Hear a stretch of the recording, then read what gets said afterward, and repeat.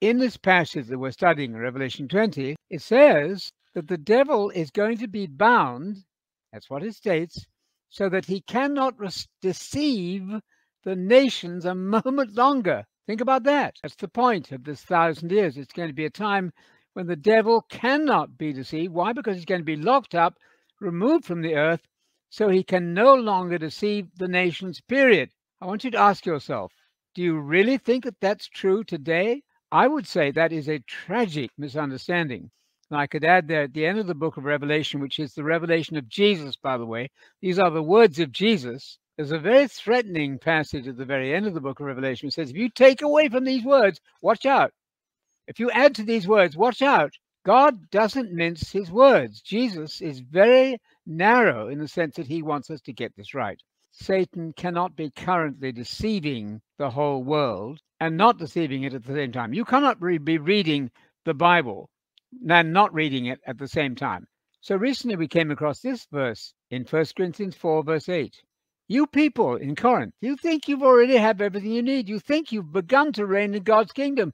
You must be kidding me. They thought they were reigning now. But Paul says, absolutely not. You are not reigning now. It's a heresy. It's an annoying heresy. Paul didn't take these things lightly. So I want you to concentrate on the fact that the millennium talks about a time when the saints, not only Jesus, but you as a Christian will be ruling the world, fixing the world. And in 1 Corinthians 4, verse 8, Paul had to do a panel, if you like. He had to rebuke the people for getting this wrong. And I'm suggesting the very same thing would apply well today. My third point then, you read in this passage that people had been beheaded and then they came to life. Let me tell you that the Amillennial view is an absolute flat-out contradiction of lexical facts.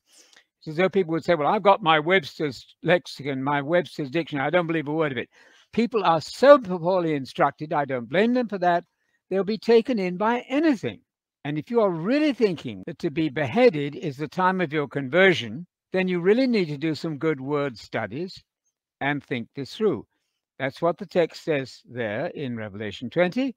People who have had their heads chopped off. It's a very technical word. It means they had their heads taken off with an axe. It's a Roman martyrdom kind of exercise. That's what precedes then conversion? No, of course not. It precedes the first resurrection. It doesn't stop God from resurrecting those people, proving that the resurrection and the millennium is future, dependent upon the return of Jesus. And then one other point would be this. In order to be a good amillennial person, you have to believe that the dead then are alive and well in heaven. Well, you, if you're an Abrahamic person, believe in the sleep of the dead. That in itself should tell you, you believe the dead are currently sleeping. That in itself should inform you that you cannot now be ruling with Christ. You can't be dead and be ruling with Christ. Any lexicon would support what I'm saying here. And amillennialism plays fast and loose with this phrase, came to life.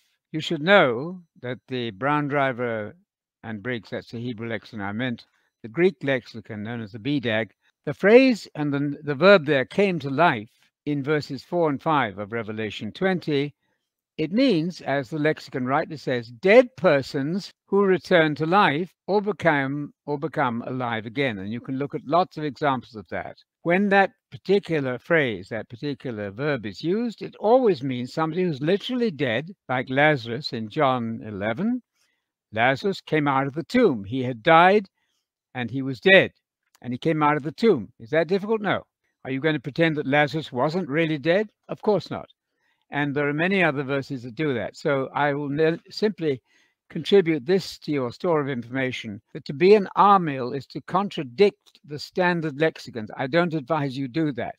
Point number 5 there. Current Yes. amillennialists who believe in the sleep of the dead disagree with the standard amillennial view. Yes, so this new form of amillennialism that we've been hearing about doesn't even agree with the other amillennialists, because most of the amillennialists in the world today believe that when you die, you go immediately to heaven. Well, we don't believe that for a minute. So what has happened is that there's a new form of amillennialism has been invented currently without consultation of the lexicons, without reading the commentaries, without getting enough good information.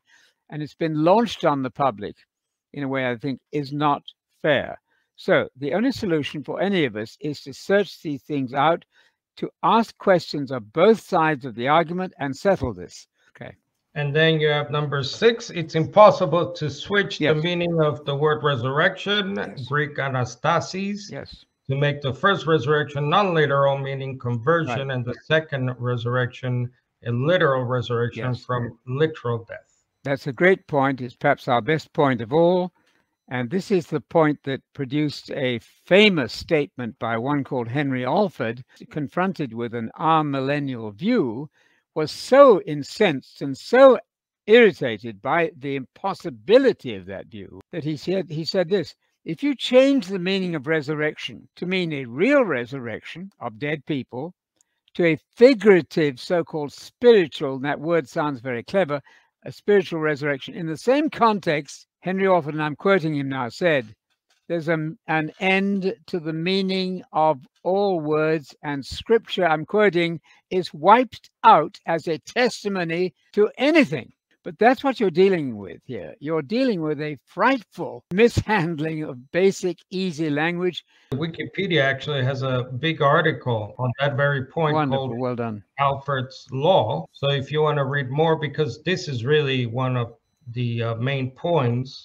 All right, and then your last point, amillennialism destroys the spectacular climax to the gospel of the kingdom. Yes, we're talking about the kingdom. The destiny of the world and your personal destiny is to fix the world as an immortal person when Christ comes back. If you don't like that future, which you should, because it's the Christian hope, and that's what should be driving you. If you don't like it, you say, I'm going to get rid of it by putting it in the past. If you don't like the future, what you do is you say, well, the future isn't really the future, it's really the past. And then you get into amillennialism. It's an effort to do away with your destiny, an effort to do away with the gospel of the kingdom, which will bring peace on earth when Jesus comes back,